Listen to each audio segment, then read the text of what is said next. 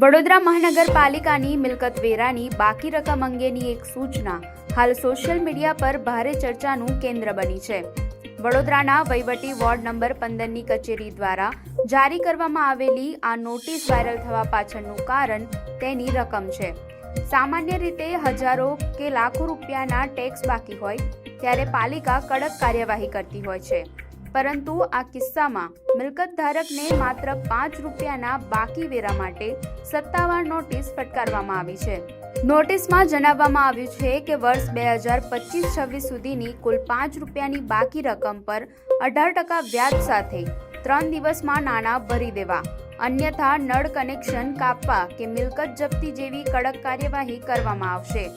માત્ર 5 રૂપિયા જેવી ક્ષુલ્લક રકમ વસૂલવા માટે કાગળ પ્રિન્ટિંગ અને વહીવટી પ્રક્રિયા પાછળ તેનાથી વધુ ખર્ચ કરાયો હોવાથી લોકોમાં તંત્રની આ કાર્યપદ્ધતિ સામે હાસ્ય અને અચરજ જોવા મળી રહ્યું છે.